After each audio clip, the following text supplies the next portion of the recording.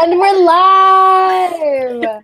Hello, everyone. Welcome to the live show discussion for Clockwork Princess by Cassandra Clare.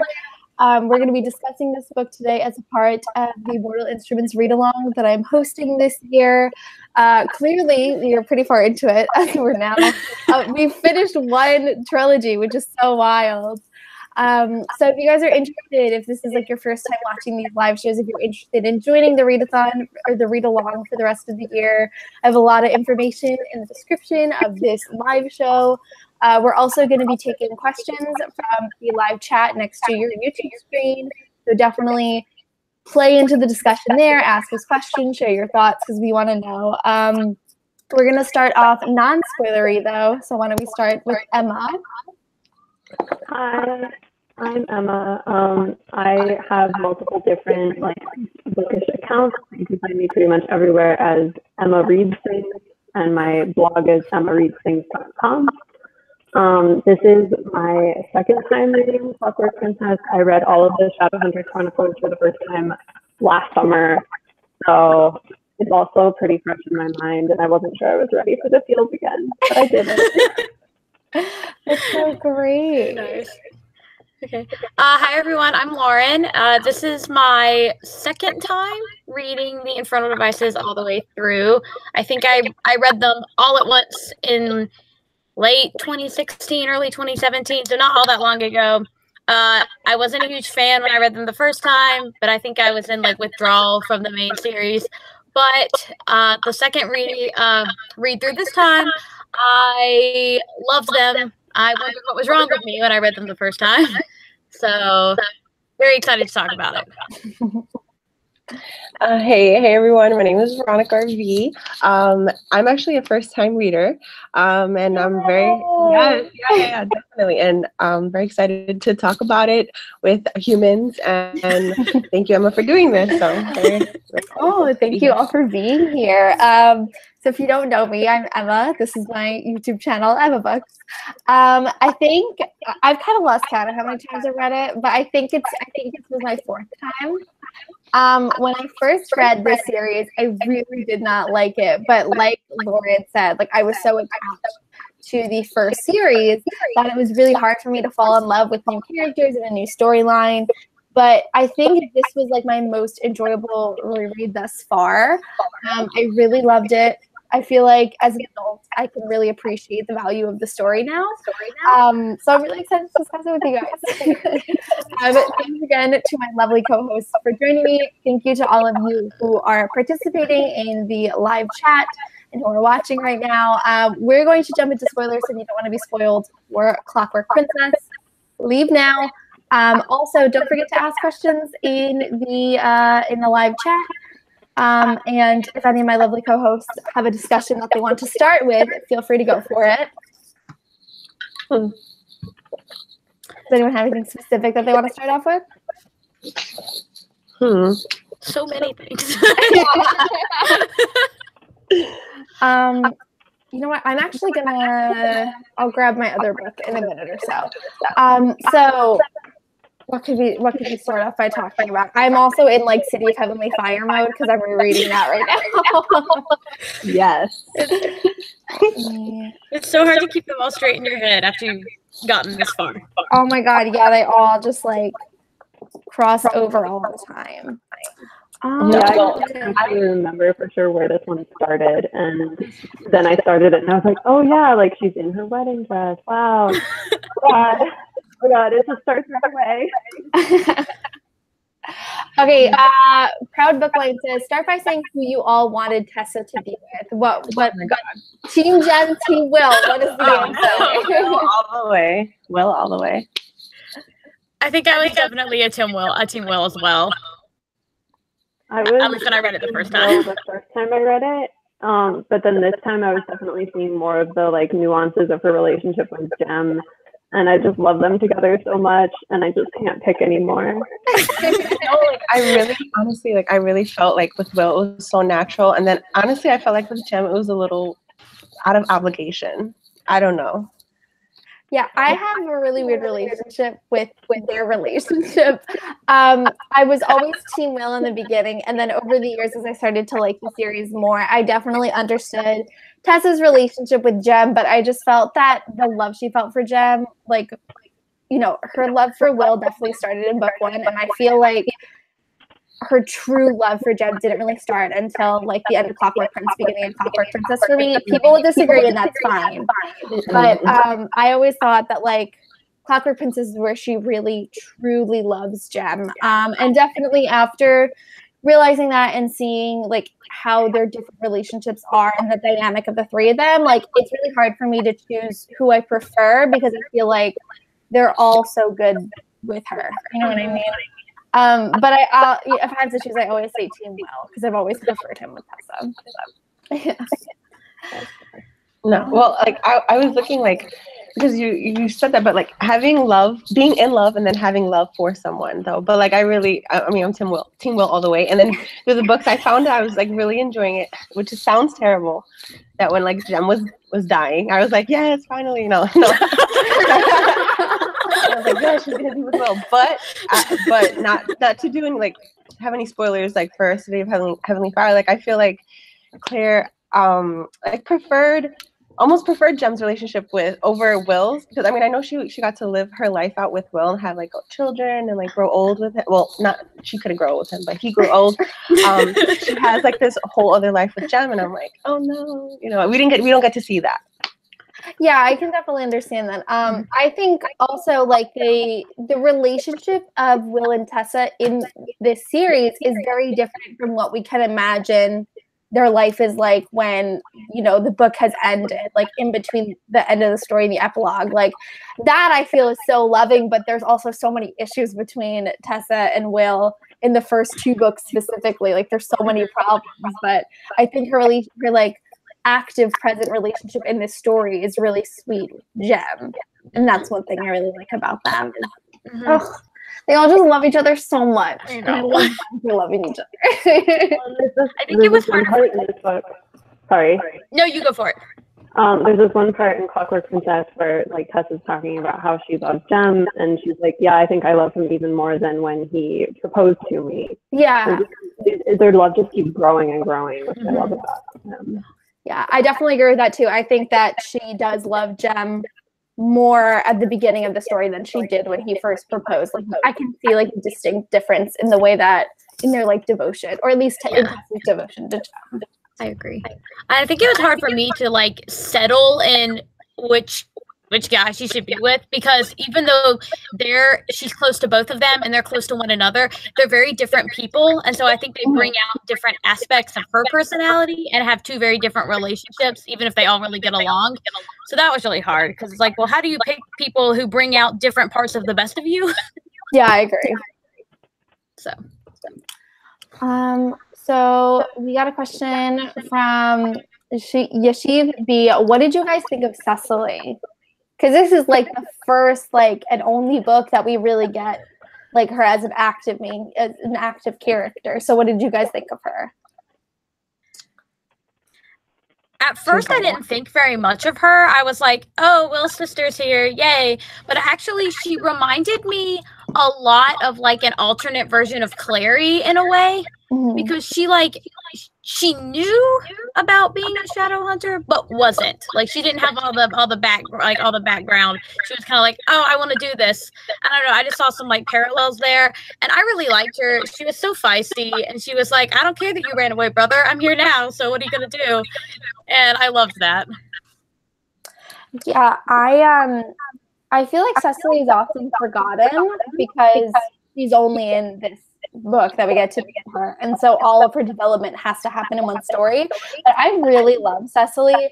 I particularly love how she like came to the Institute with the intention of like, I'm taking Will home. Like I'm not going to be a Shadowhunter. I'm just gonna play by the rules until I can convince him to come home with me. And then she starts to realize that like she can also make this choice for herself, and this is something that she really loves. She loves training. She loves fighting. Like it's more than just like, you know, she's connected to this by blood. She's also really, really enjoying the life of a Shadowhunter. And so I really appreciated watching that transformation and you know, her realizing that like she wanted to stay for herself, not just to take Will.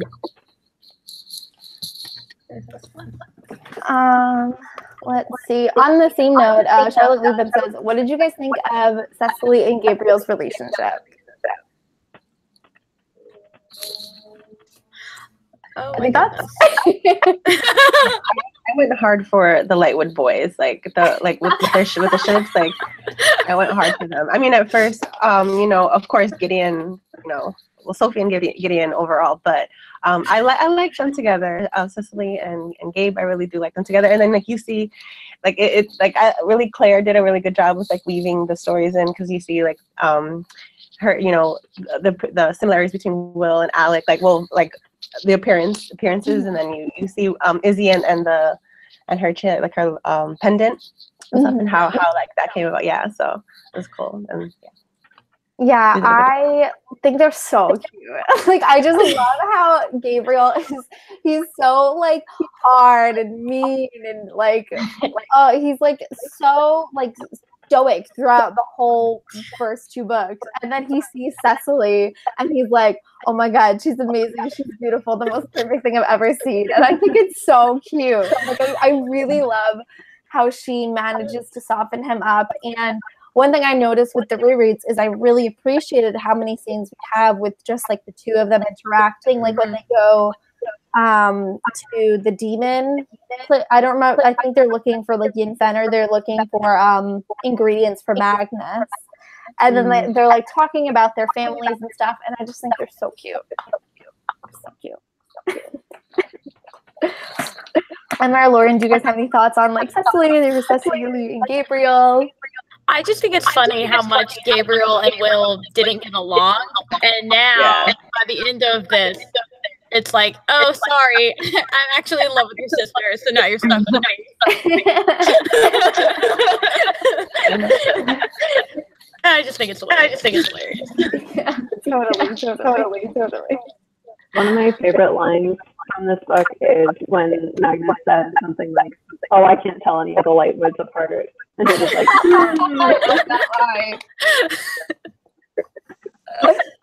it's like, you will eat your words in like 100 years. Really, okay. Yeah. On the topic of the Lightwood boys, how do we feel about Sophie and Gideon? Because I love that. I love them so much. I feel like Gideon is so underrated. Like I feel like he just doesn't get the same appreciation as like Will and Jem, but he's like an honest, true man. Like he really like turned his back on his family because like it was the right thing to do, and I think that's so honorable. And also just like the stone. Yeah, I couldn't believe it. I was so cute, but like she freaked out. I was like, girl, he's trying to see you, you know. Like, I know the tough thing with that scene is like, I think it is so adorable how he literally just like asks for scones every night, even though he doesn't eat them because he wants to see Sophie. But I also am like she's right. Like he's making extra work for her, and it's like, girl, like stand up for yourself. But oh, it's so cute and wonderful. I think that was one of my favorite parts. Was I got to pay more attention to Sophie. I liked her the first time, but I noticed more how she got more confident as the books went along. And so like by the time we get to this 3rd book, she's not afraid to call Gideon out on, hey, like that was really, you know, that was a cute, awkward thing you tried to do, but actually it's more work for me and I'm not afraid to tell you so. And, you know, I don't think it wasn't common practice back in that time period anyway for women to be outspoken and say the kind of things like that bothered them. So I was like, you go, girl. Yeah, I also really like her line with the Ascension, because it's like what she's always wanted, but she can't talk about it because she doesn't want Charlotte to think that she's like taking everything that she's done for her and throwing it in her face. And then just like how it ties into the proposal, and he's like, how else are we to be married? And she's like, wait, what? And then it's just like, get out of the room so we can talk about it. It's so funny. They're just so cute. It is so cute. It's also a great Cecily moment when she's like, "Okay, everyone, let's leave." Oh, I really love all the different character dynamics in this book. It's so good. So good. Let's see. We have a couple of questions about Jessamine, like how do we feel about her coming back? How do we feel about her at the end of the story? Oh, goodness. One thing I forgot she, like, the second she comes back into the story, she dies. I thought she had more time. Because, you know, like, this is my fourth time, so, like, I obviously knew she was going to die, but I really thought that, like, she came to the Institute and they, like, talked and they, like, sort of reconciled, and then I'm like, no, like, literally as soon as she arrives at the Institute, she dies. And there's, like, no, you know, like, there's no chance for any of them to sort of forgive her or for them to sort of reconnect, and she literally just, like, dies after being in the silent study for so long. So what do you guys think about her? I don't know, like, I'm a first-time reader, like I mentioned, but, like, I don't really, like, redemption for her. Like, she, like, really betrayed everything. Like, everyone who ever, like, supported her, they opened, you know, the Institute to her. Like, I really couldn't believe it. But, like, I mean, maybe, like, through a reread or maybe thinking about it more, like, I could possibly, like, understand where she came from. But, like, really, I just, yeah, I couldn't believe that she did that. That she, like, would want to become mundane. Like, why? Like, I think she's very complicated because I kind of go back and forth with feeling bad for her and what she wants that she can't have. But then I also am kind of like, that doesn't necessarily give you an excuse to be a jerk to everyone. But I do like how when she does come back, even though she's not there for very long in this book, I mean, she does kind of give them a hint of where Mortmain is, which I always kind of wonder, like, if she hadn't have come back, like, where would they have been? So in some ways, they kind of, even though she did all these horrible things, they do kind of owe it to her for that. And I always kind of wondered if, like, that was her attempt of trying to ask for forgiveness, even though she might have had a little too much pride to do it outright. Yeah, I agree. I firmly believe that if Jessamine had, like, returned to the Institute and had more time, like, to really speak to these people that she's been with, I do think that, like, they would have forgiven her, and I think that she would have proved herself and really had, like, a redemption arc. But it's so hard because all we do get is that one hint at the end that it takes them a while to find out, and there's, like, you know, the only time she really gets to talk is when she appears as a ghost to Will at the end, right? So I do think that, like, through time, but I've also, like, you know, I have very complex feelings on Jessamine as well, because I hated her when I first read her, and I was like, no, like, she's like the worst. But after rereads, I have been like, I understand her situation. I understand that, like, she should have been able to do what she wanted to do. Like, she shouldn't have all these restrictions placed on her, but also, like, doesn't excuse her selling out these people that have been nothing but kind to her. But she does try to make up for it in the end. So it's, like, a lot of like, all in all, I think she pays her dues, though. Like, with being, like, in, you know, in the afterlife. I don't know if that's spoilery, but I think she pays her dues. So yes. Emma, what do you think about her? She's a really interesting counterpoint to some of the other main characters we've seen. So, like, we start with, like, Tessa or Clare, who are both outside of the Shadowhunter world, and then are introduced to it and are immediately like, yeah, I want to be here. You guys are my best friends. I'm going to, like, fight demons with you. And Jessamine, on the other hand, is born into the Shadowhunter world and does not want to be there. And so it's hard for us as readers to understand, because we always have these characters who are, like, all in, yes, I want to fight demons. And I think it takes a couple times of reading for it to be like, oh, I see where she's coming from. Definitely. I definitely like that parallel between the two of them. Let's see what questions we have. We got a few questions about Henry and Charlotte in this. What do you guys think of that? Henry's just so awkward. I love it. And I love it. I love it. I love them together. Yeah, I think they're so cute. And like I love on the topic of like Henry, I love his and Magnus's relationship, and I think it's so underrated. Like the scene when they're like working on the portal and stuff, and Magnus is like, "You're literally a genius. Like, how can the Shadowhunters not value you?" And like they're just really supportive, and they just play off of each other. And I'm like, I said on Twitter when I was reading, I was like, I just want like short stories of sleepovers between the two of them, like just like working all night. It would be so cute. Oh, and he has the powder, and Magnus is like, "This would make a great highlighter." So funny. I can sparkle forever. Yes, yes. So great. I think it's wonderful. Yeah, Charlotte and Henry is so cute. I literally forgot that Henry is injured in like the final battle and becomes disabled. Like I knew he was in a wheelchair from future books, but I completely at the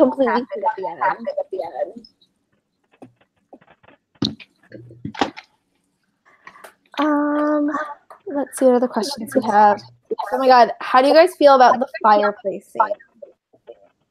Where Jem throws Ian Fenn in the fireplace because he doesn't want to live a restricted life just because it means he would live, and then Will jumps into the fireplace to grab it. How do you guys feel about that? Breaks my heart. And that's literally one of like the hardest scenes I think I've ever had to read from one of Cassie's books. So sad. It's They all just love each other so much. And it's like Jem is like, I love this series so much because I so understand every single person's viewpoint in every single situation. And it's just like, I totally get why Jem doesn't want to live like a half life on this show, surviving. But then he's also like, I'm so sorry to Will for disrespecting him for like trying to help him. Like he was like, I should have known you would do that. And oh my god, all the feelings. It's just so painful. It is. Let's see. Yeah, that's a really, really emotional scene. I don't think I'll ever forget it. It was like one of the few times where I was like, Jem is an upstanding gentleman, He's just like so pure. Yeah. I feel like Jem has like never done like anything intentionally to harm someone. No. Like not even himself, right?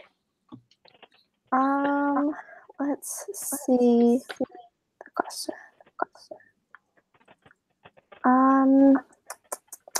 I just saw like a really good question, but I don't know where I'm at. How do you guys feel about the ending where Tessa turns into an angel? And we find out that the angel is Ethereal, who also has a connection in the first series as this angel man. He gets caught up in all of their poor Ethereal. Yeah, seriously. You must get picked on by all the other angels. Like you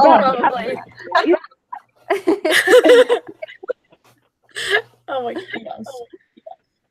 Yeah, badass. I really like the presence of knowing that this has been Ethereal the whole time. I think it's really just it's sweet because he's just so precious. He doesn't do anything wrong. I remember being very surprised when I read it the first time of that's how that's what she ended up doing, and that's why in a way the Clockwork Angel was important. I was like, oh my gosh, okay.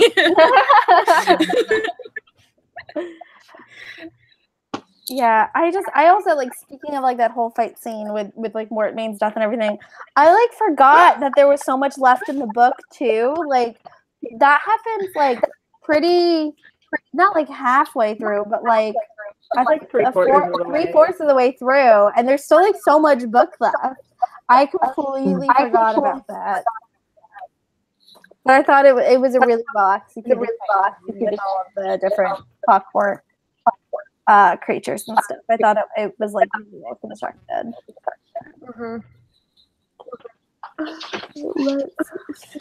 Oh, okay. How do you guys feel about Will and Tessa having sex when they think that Jem is dead?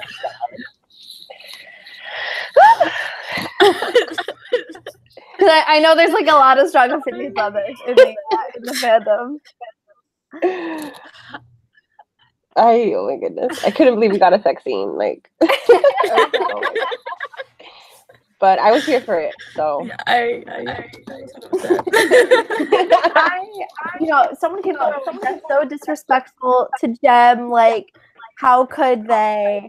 But, like, the way I see it is, like, Jem really gave them his blessing, and they were like, I want you two to be happy when I'm gone. Like, I'm so happy that someone will be there to take care of Tessa, and that it can be you. Like, it's basically like his brother.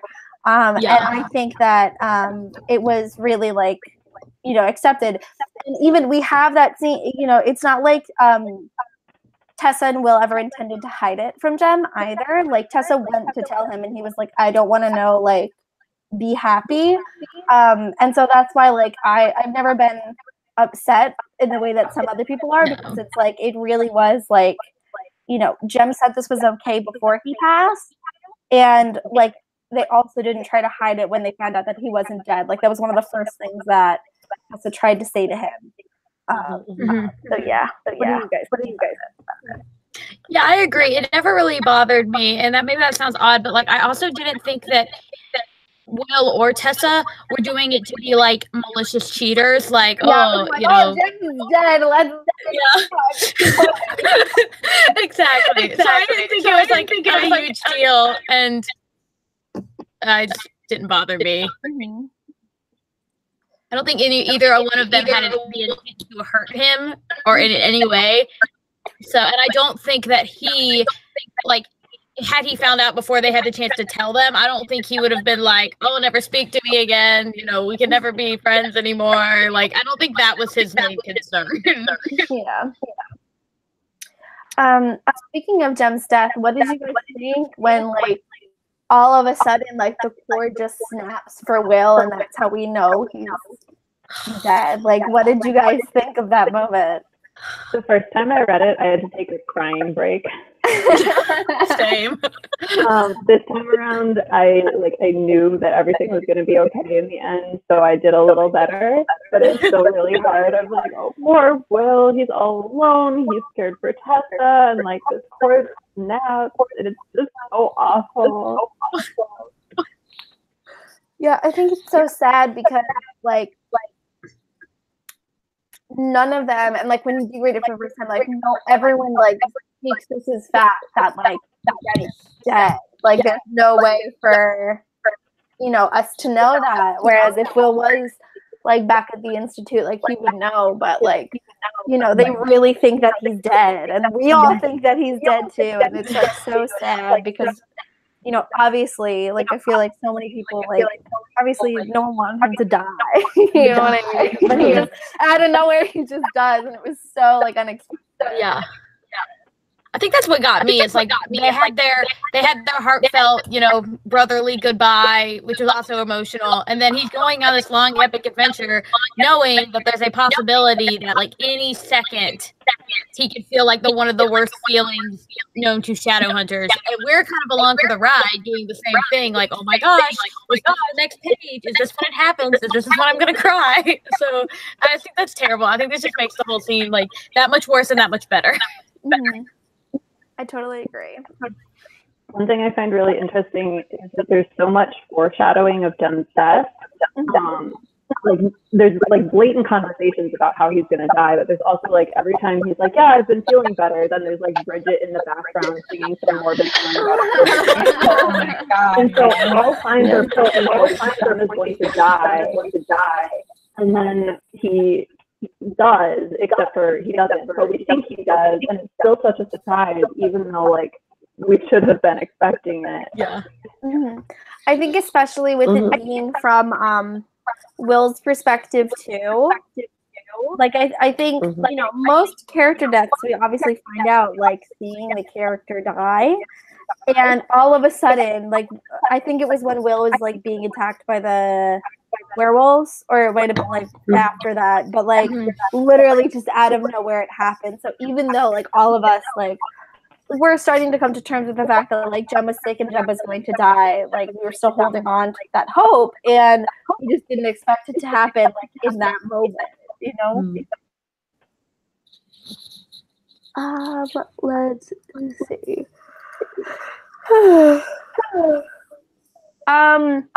Brittany Lane says, can we talk about how Henry created both the portal and the sensor and hardly receives any credit for it, which I thought was a really fascinating addition to like the world of the Shadowhunters. Oh yeah. Birth of a portal. One thing that someone pointed out to me on Twitter was how also Magnus also helped him create it. Like that portal was only finished because Magnus helped him, but Magnus doesn't get any recognition from it because he's a downworlder. And I think that's just like another really interesting layer to how Shadowhunters view downworlders. Like this warlock helped them create something that they will use for centuries after it's been created, and he gets no credit for it because he's a warlock, which I think is really interesting. Yeah. I just want endless novellas of Henry inventing things. Yeah. I just love it so much. How do you guys feel about Will and Magnus' relationship?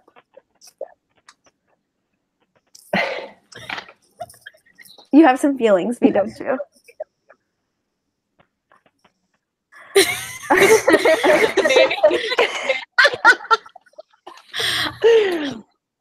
I love them.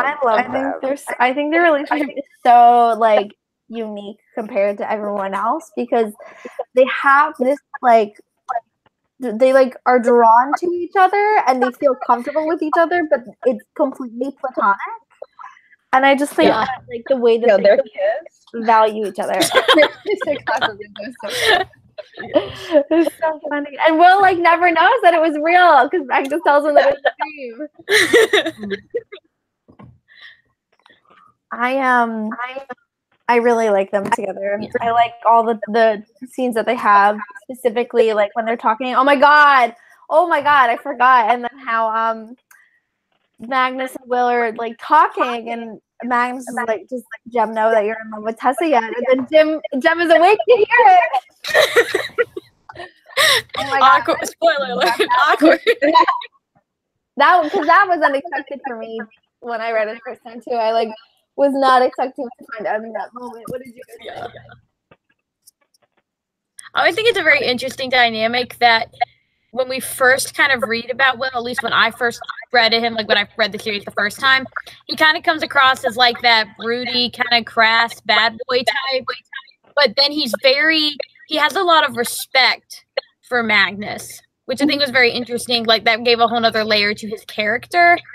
And I don't know, I just really appreciated that because I think it definitely changed my perspective as I continued reading. Was like, oh, well, I may have viewed you this one way, and that was me being judgy, but now I see that you actually do really care about people, because if you didn't have like a heart, then it wouldn't matter, like then you wouldn't have anything to do with Magnus. But yet you meet him, you realize that he's a downworlder and he's not like you, but yet you still want to like be his friend, and you still trust him enough to help you and reveal some really vulnerable parts of your past that you haven't told anyone. Mm-hmm. I totally agree. Magnus saw like Will was broken for a minute, and I feel like he was, maybe committed to helping him out, or just like seeing, maybe he saw himself in Will, and he was like a guide, I guess. But I really liked their dynamic. Mm-hmm. One thing I also wanted to talk about is that we like finally find out what Tessa is and how she came to be, with her mother being an unmarked Shadowhunter because the fairies switched out her with what is it, Starkweather's granddaughter. Mm-hmm. And so how do you guys feel about all of that? Because that's like a big reveal, you know what I mean? Absolutely. Yeah, an unmarked Shadowhunter. Like, never heard of it before. yeah. I know my one critique about this is I wish we had found out about it in less of a like a telling way, because it's just Starkweather saying like, this is what I know, and I kind of wish that like, I don't know, maybe they had like some interactions with the fairy, or like I wish we could have just seen like the initial reveal of that, as opposed to Starkweather just being like, here's what happened, this is what Tessa is, you know what I mean? Yeah. That's like my one critique about that scene, is that I wish it had been less like exposition and more of just like an active present scene. But I still think it's dope. Like I love the scene when he's like, when you find Tessa, tell her she's welcome to the name of Starkweather. I love that moment, even though Tessa doesn't take it. I really love that. You know, like she was being accepted as like, you know, like Starkweather family. I really love that. It was like her official welcome into the Shadowhunter world, when she was kind of it, even though she's been living in the Institute all this time. It was really sweet, in my opinion.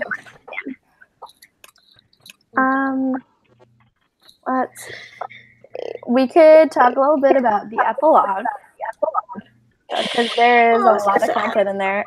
Yeah. We can start with the obvious. How does everyone feel about that? I'm still not over it. I feel robbed. I feel robbed. I'm robbed.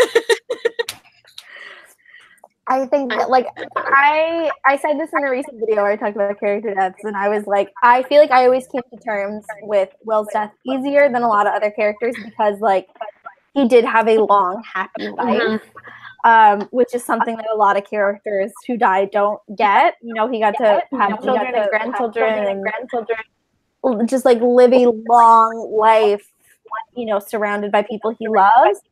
But just like the image of like his, I think it's like his head on Tessa's shoulder and holding Jem's hand or something like that, and like he dies right next to the two people he loves the most, and that is so sad. Like, so heartbreaking. Also, how Tessa like goes to Magnus in Paris to stay with him after Will's death, and is like, he like wakes up to her like screaming for love. Oh, I think Tessa's grief is what hits me most about Will's death, because we get to see her have to live on without him. Mm-hmm. Oh, also, I was just like, pull it out. The specific line, like how she's like in like certain times after his death, like she would like put her hand out in the morning expecting him to be there, and he just wasn't. Like, so sad. It's so sad. I forgot what book it was, but they like Magnus and Tessa like had this conversation. I feel like they alluded to this, like when everyone else dies, like we're gonna be the last two, in a previous book, and then to see it, and then to like read about it, and it was super heartbreaking and lonely. Like it was really crazy. I really give it to Clare for that. That was my heart. Absolutely. Well, and earlier in the book, she's talking with Jem and saying, like, has he ever considered becoming a vampire or a silent brother? And he's like, well, no, I'm not going to live forever. And she's like, well, I probably am. And he goes, you'll have to live on without me. But then, like, it turns out she doesn't, because he becomes a silent brother. But then she has to live without Will. And it's just so heartbreaking. Yeah. Oh, my God. Okay. I want to talk about the very last bit of the epilogue, but we can't go into spoilers for future books. So just like reading that last bit about how Tessa and Jem meet on Blackfriars Bridge, like as normal, like just like same old, just an hour of talking, and then Jem shows up and he's Jem again, like Jem with no yin in his body, not a silent brother, and that's just literally how the book ends. Like, how do you guys feel about that? Yep. I had to step away. Like I couldn't. I had to close the book. I needed a moment. Couldn't believe it. For me, I read the main series first before I read the Infernal Devices. So to me, when I read it, I was like, oh, that's what happened. Because I was really confused at first. So I don't think it had the same impact of confusion as it did for other people who may have read it in publication order, if that makes any sense. Yeah, I remember for me, because I read it after City of Lost Souls, because City of Heavenly Fire wasn't out yet. And I remember being like, how can you just like end a book like that? Like something big happened. Like, where is my explanation? When I initially read the books, I read them as like the first 3 Mortal Instruments, and then the Infernal Devices, and then the last 3 Mortal Instruments. So when I finished Clockwork Prince, I was like, wait, what? I need to find City of Fallen Angels right now. Yeah, it really. It's very like risky to be like, this is like the end, and this is just like what happens, because then you leave so many people. I know. Cliffhanger, because like, you know, there's a resolution there, but like the whole explanation is missing, and it's just like, what happened? Yeah, I'm so fortunate that I could just read through. Yeah, no, I can't imagine having to wait. Bless you, people. I think it's really sweet how like Jem is like, he doesn't think that like Tessa would want him anymore. Oh my god, they're so cute.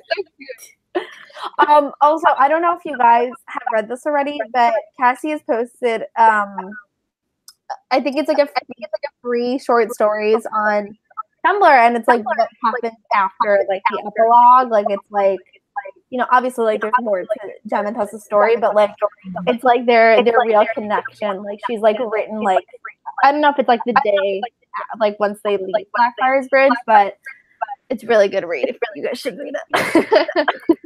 Check it out. I kind of forgot that she wrote that. She read it in so long. I know, because it was so long ago. But yeah, there's like the like 3-part short story of like, you know, they're like official reconnections, and it's so cute. And smutty. That too.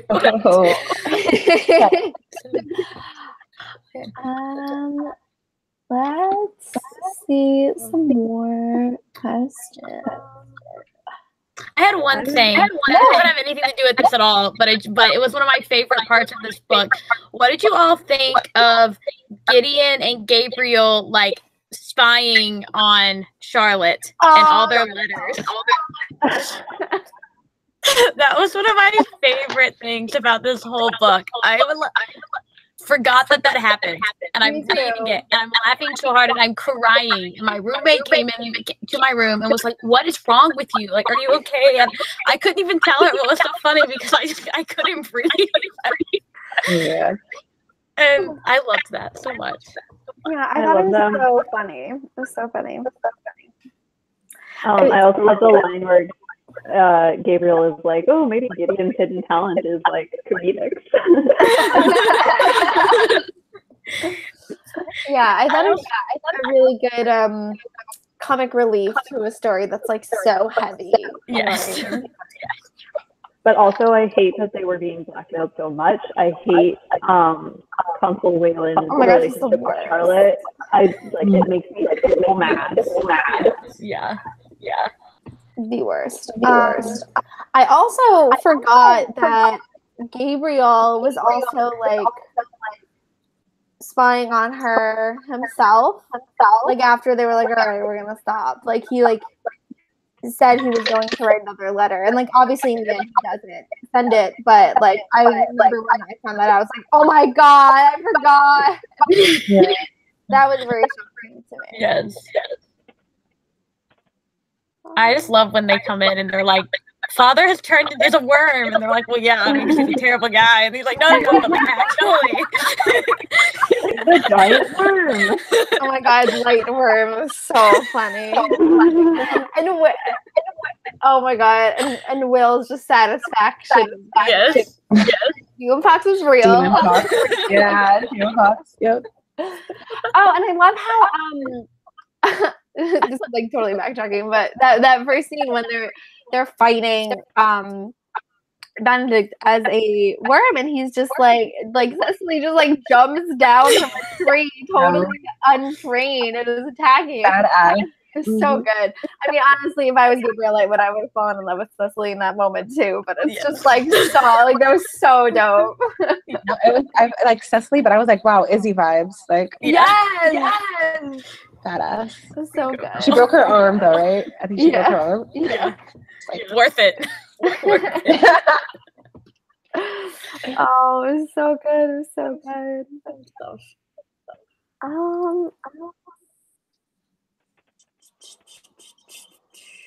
I'm trying to scroll up and find some questions. So if you guys watching have any questions, because we're probably going to wrap up soon.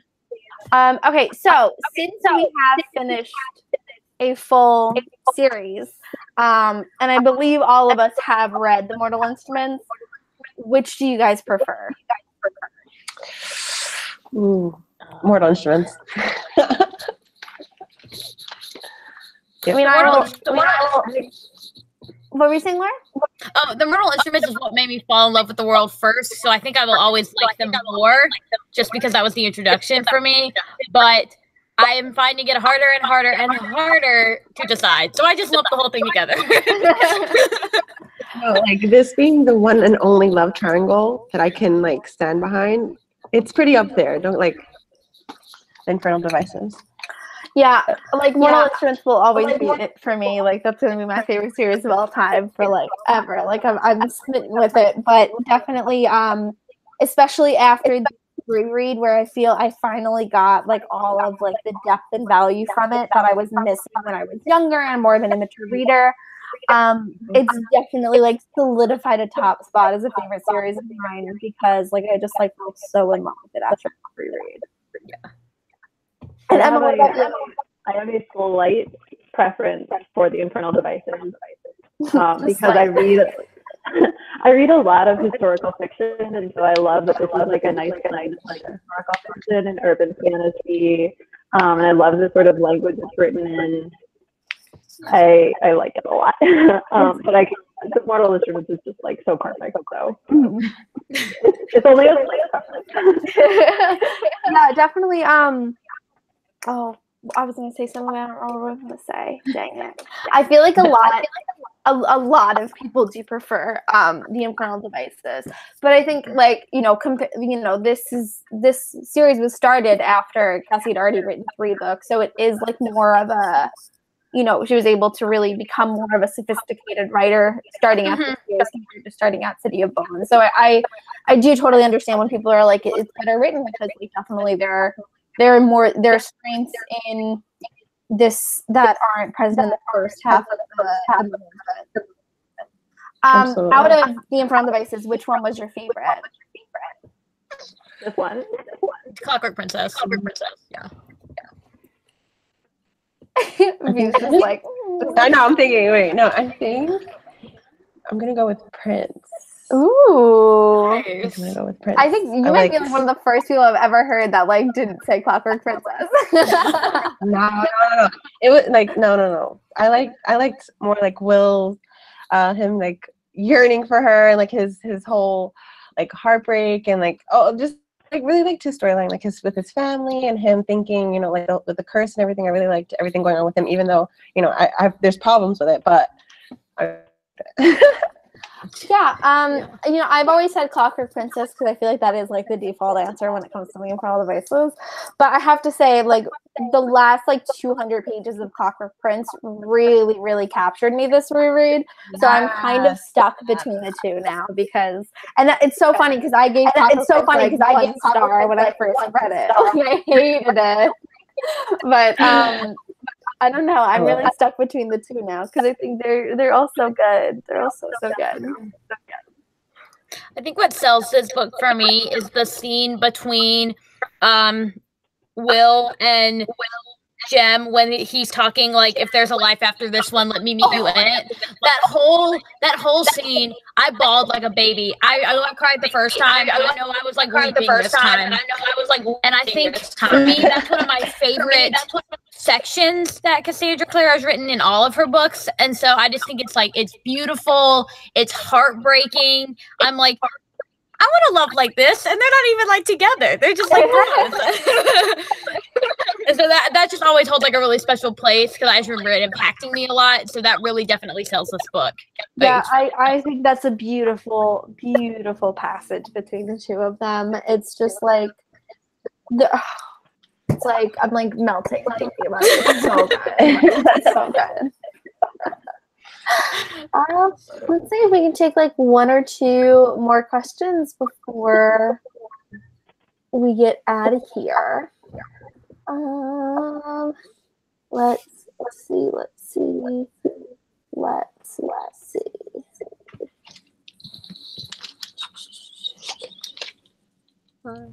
Oh, someone posted the we're talking about. It's called After the Bridge. If any of y'all want to read that, it's so good. I'm probably gonna go reread it today because I haven't read it since it was first put out. Yes, same. I don't know if you guys have any final questions. Kenzo says, any thoughts about who Tessa's dad could be? Oh gosh. Because that's not like we know who our mom is, but like we don't know who her dad is yet.